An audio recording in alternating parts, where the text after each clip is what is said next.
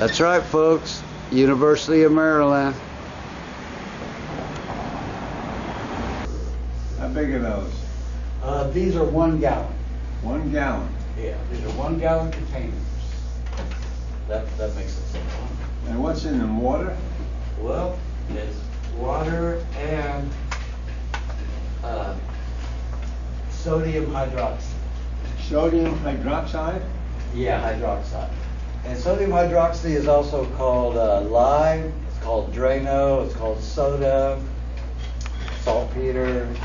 It's been around forever under different names than what it is. It's like everybody uses it, but they call it something else because it's like industrial secrets, industrial trade. Yeah. Sodium is an incredibly valuable element.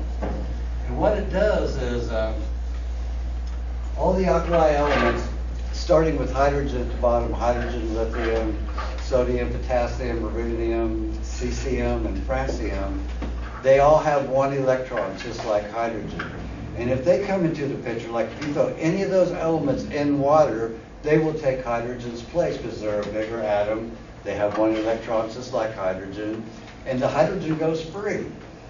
But in this one, in this particular apparatus, I'm going to get 2 hydrogen.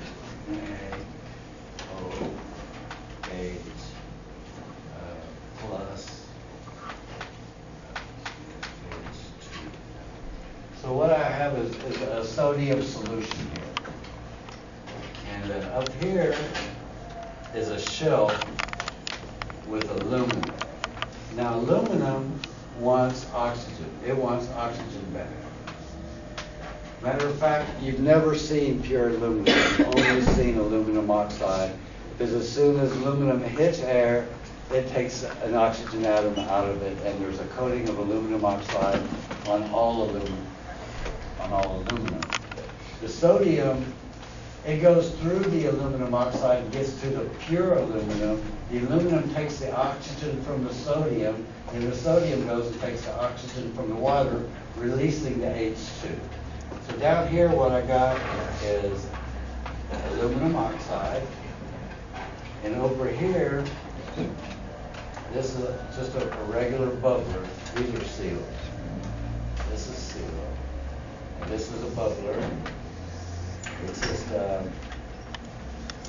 like a bomb. Well, that's right, you don't smoke, you don't know what a bomb is. Oh, everyone seems to know what a bomb is. Oh, that's funny. Oh, you're not a smoker. That's hilarious. Okay. And what I do is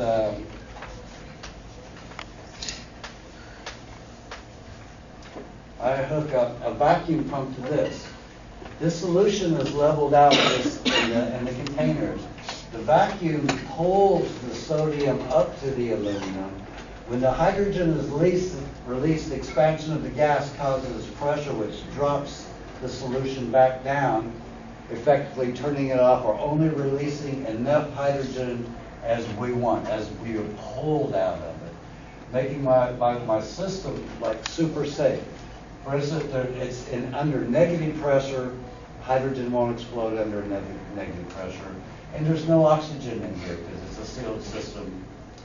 Only hydrogen is in this area here. And it won't explode in hydrogen. So that makes this a completely safe system that literally just turning this vacuum pump on causes a solution to come up, hit the aluminum. The aluminum starts sequestering the oxygen, first from the sodium, then the sodium from the water. The hydrogen is released at any amount I want. It depends on how fast I turn the vacuum pump on, how much comes on. Hydrogen explosive ability, like gasoline is 16-to-1 mixture in your vehicles.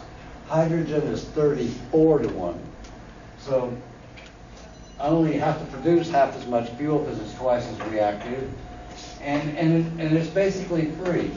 I'm getting the hydrogen right out of the water for free.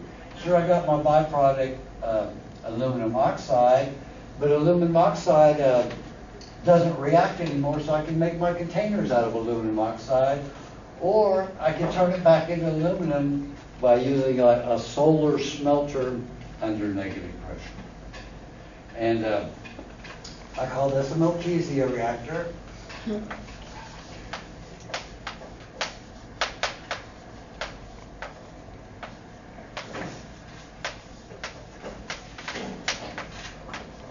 Very good. Is anybody following Steve on this one? Yeah, you are all right, at least one person.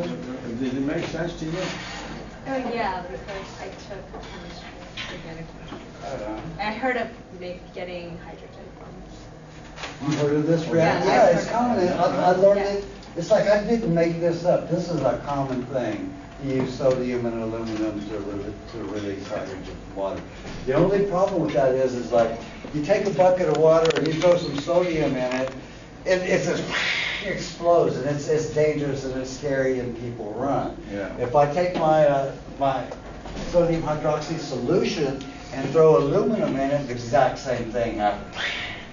This doesn't, there's no explosion. It's so nice that when the solution gets up to aluminum, it'll stop right there where it touches it and it makes a line. Instead of a big explosion, it's just a line that really doesn't even look like it's doing anything. It's under negative pressure. I can shoot it with a torch and it won't explode. So what should we do next?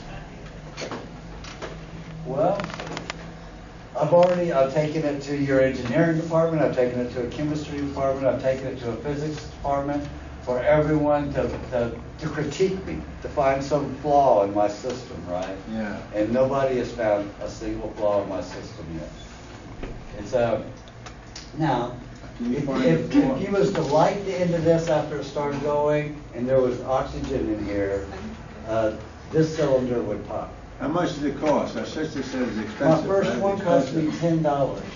I made them out of 3 pickle jars, and the $10 was for the vacuum pump. You can get at Walmart to blow your car tires up. They're battery powered air pumps. Well, an air pump is also a vacuum pump because it gets the air from somewhere. And so what I did is I added a tube to the intake of the compressor and turning it into a vacuum pump. And then I control how much vacuum I do with a valve that I put right in here. All right, so when are we going to be able to buy one of these and use it? As soon as possible. I'm here till the end of the month, and then I'm leaving town and I'm going to where I can start manufacturing these. Where are you going to go? Well, it's kind of like I really don't want to say.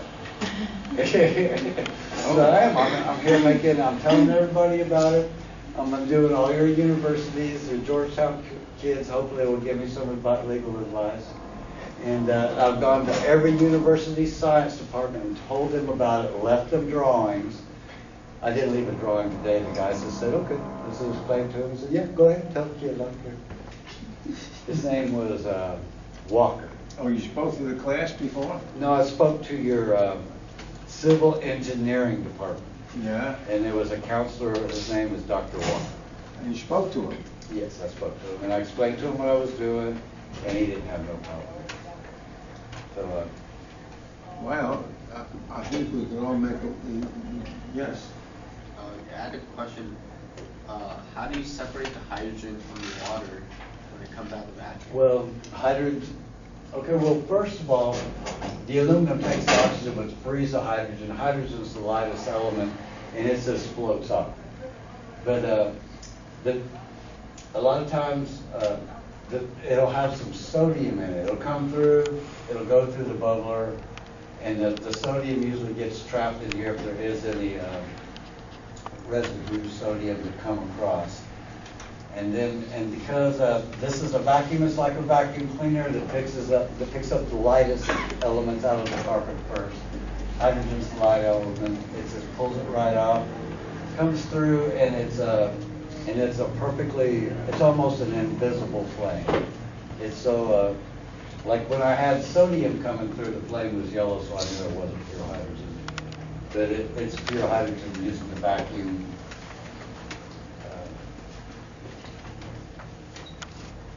Vacuum process. All right, it's all very fascinating. Now let's ask another question to Steve. How about if there's like a car accident or something like that? Wouldn't it be super explosive? Well, you know how explosive your gas tank is, right? This ain't nothing like that. This will not explode no matter what you do. There's nothing in here that will allow it to explode. The hydrogen, like, there's like 1 gallon of free hydrogen in there, and as soon as that hits the atmosphere, it's just gone. It's already disappeared. Hydrogen, like when I made it with electrolysis, you can see the hydrogen bubbling off the top. If I kept my flame that far away from where the hydrogen was being produced, it wouldn't ignite. I had to literally light the bubbles to get it to ignite. This hydrogen disperses that fast. Even like, you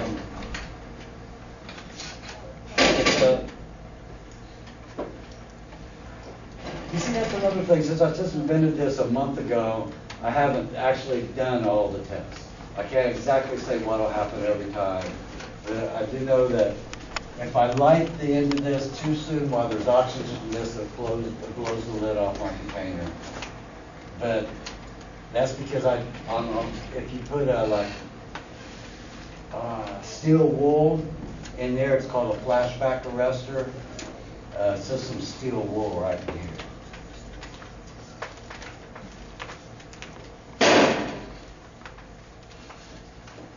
Right here. And that's a flashback arrestor. See, there's safeties. This is the basic, like designing the bicycle. We still have the same bicycle we've had for 100 years, even though they got the bristles and shaped slightly same. It's the same concept. And this is the basic concept. It can be made different sizes. For some reason, I like 3 cylinders that are the exact same size, so this works for me. This cylinder can be bigger, this cylinder can be smaller, depending on the application. These are 1 gallons, which is, I use 1 gallon water, a 1 cup